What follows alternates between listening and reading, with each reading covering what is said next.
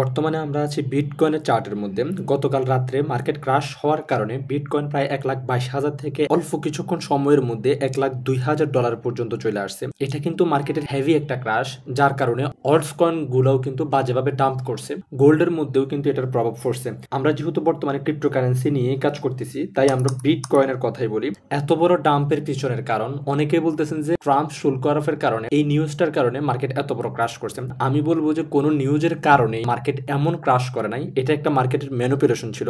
যদিও আমরা এরকম একটা ছোটখাটো ম্যানিপুলেশন দেখছিলাম করোনা ভাইরাসের সময়, এরপর থেকে কিন্তু এরকম কোনো ম্যানিপুলেশন মার্কেটের মধ্যে দেখা যায় নাই। তবে আশার আলো হচ্ছে যে এরকম বড় ম্যানিপুলেশন যখন হয়, মানুষকে যখন বিলিভ করায় ফেলে ক্রিপ্টো, বিটকয়েন, ইথেরিয়াম যত কিছু আছে সবগুলোই স্ক্যাম, তখন কিন্তু মার্কেটের মধ্যে ভালো একটা র্যালি আসার চান্স থাকে। আমি জানি এই কথাগুলো শুনলে এখন আপনাদের জেদ হবে, বাট আমি আগে থেকেই কিন্তু বলে আসতেছি মার্কেট ততদিন পর্যন্ত উপরে যাবে না যতদিন পর্যন্ত মাঝারি ট্রেডার এবং ভালো ভালো ট্রেডাররা মনে করবে মার্কেট আর উপরে যাবে না, মার্কেট ক্রাশ করছে, মার্কেট থেকে কিছুই হবে না, মার্কেট সবাইকে বের করে দেওয়ার পরেই মার্কেট উপরে যাবে। তবে যারা বুল রানের জন্য ইনভেস্ট করছিলেন তাদের তো কোনো লস হয় নাই, কারণ আমরা যে সমস্ত কয়েনগুলোর মধ্যে ইনভেস্ট করতে বলছিলাম সমস্ত কয়েনগুলো ছিল স্পটের মধ্যে। আমরা ফিউচার ট্রেড এড়াই যেতে বলছিলাম, ফিউচারের মধ্যে কোনো ট্রেড ওপেন করতে না করছিলাম।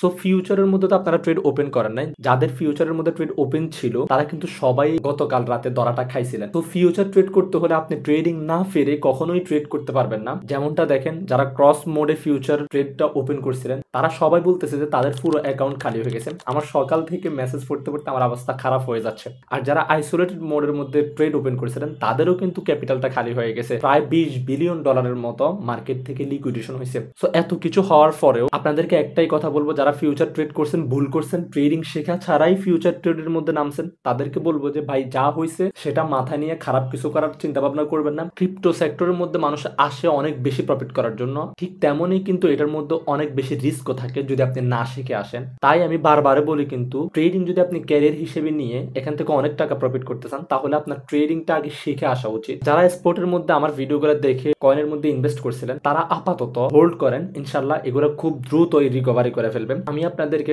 কয়েন সাজেশনের ভিডিওর মধ্যে বলছিলাম আপনাদের ফান্ডের 20% বা 30% আপনারা রেখে দিতে। জানি অনেকেই কিন্তু ফান্ডটা রাখেন নাই, ফুল ফান্ড দিয়ে কয়েনগুলো নিয়ে নিছেন। উস্তাদের মায়ের শেষ রাতে একটা কথাই থাকে, এরকম ক্রাশ হইলে যেন আমরা ওই 20% বা 30% ফান্ডটা দিয়ে ডিসিএ করে কয়েনগুলো কিনতে পারি। এই কারণে আমি আপনাদের ফান্ডগুলো রাখতে বলছিলাম। যাই হোক, যারা রাখতে পারেন নাই তাদেরও সমস্যা নেই, আপনারা হোল্ড করেন, এই লসটা রিকভারি হয়ে যাবে। আমি নিজেও লসে আছি ভাই, 40-50% মতো আমিও লসে আছি। শুধু আমি না, যত মানুষের স্পোর্টের মধ্যেও ইনভেস্ট ছিল, যত বড় ট্রেডার হোক, সবাই এখন লসে আছে। আমি মার্কেটের মধ্যে লাইভ ছিলাম যখন মার্কেট ক্রাশ করতেছে, তখন কিন্তু বিনান্সও কোনো ট্রেড ওপেন করতে দেয় নাই, এটা এক্সচেঞ্জাররা মিলেই এই কাজটা করছে। মার্কেটের মধ্যে যখন দামটা কমছে, অ্যাভাক্সের মতো কয়েন $8 পর্যন্ত চলে আসছে, তখন $8 থেকে যদি কেউ নিতে পারতো, বর্তমানে যে $16-17 চলে গেছে $8 হিট করার পরে, তাহলে কিন্তু সে এখনো পর্যন্ত 2-3 গুণ তার ক্যাপিটালটা গেইন করে ফেলতে পারতো। মার্কেট যখন ক্রাশ করছে তখন কিন্তু কাউকে ট্রেড ওপেন করতে দেয় নাই। যাই হোক, এটা একটা বড় ম্যানিপুলেশন ছিল। এই ম্যানিপুলেশন থেকে আমরা আরো আশাহত না হয়ে খুশি হওয়ার কথা, কারণ বড় ম্যানিপুলেশনের কারণে মানুষকে মার্কেট থেকে বের করে দেওয়া হয়, ফিউচার ট্রেড গুলাকে ক্লোজ করে দেওয়া হয়, তাদের ক্যাপিটাল জিরো করে দেওয়া হয়, তখনই কিন্তু মার্কেট ভালো একটা র্যালি নিয়ে আসার প্রস্তুতি গ্রহণ করে। সো যারা আফসোস করতেছেন মার্কেট এত বড় ক্রাশ করলো, তখন কিনতে পারলে তো অনেক টাকা প্রফিট করে ফেলতে পারতেন। আফসোস করার কোনো দরকার নেই ভাই, তখন কোনো কয়েন কেনার জন্য সুযোগে দেওয়া হয় নাই, এক্সচেঞ্জার গুলাকে স্থগিত করে দেওয়া হয়েছে, এক্সচেঞ্জার গুলোতে তখন কোনো কাজও করা যায় নাই। আর যারা ফিউচারের মধ্যে একদম ক্যাপিটাল জিরো হয়ে গেছে, ভাই লাইফে অনেক কিছুই ঘটে, ধৈর্য ধরে সামনের দিকে কিভাবে সঠিক পন্থায় এগোতে পারেন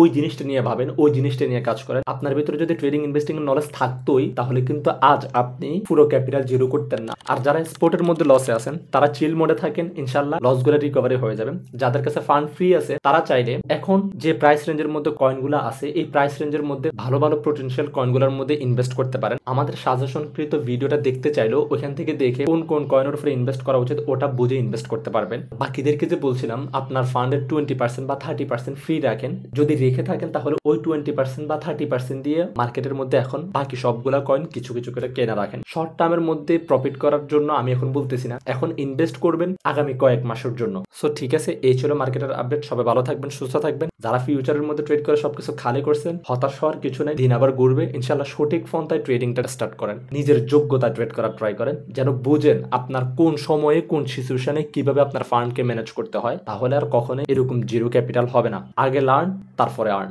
আল্লাহ হাফেজ, আসসালামু আলাইকুম।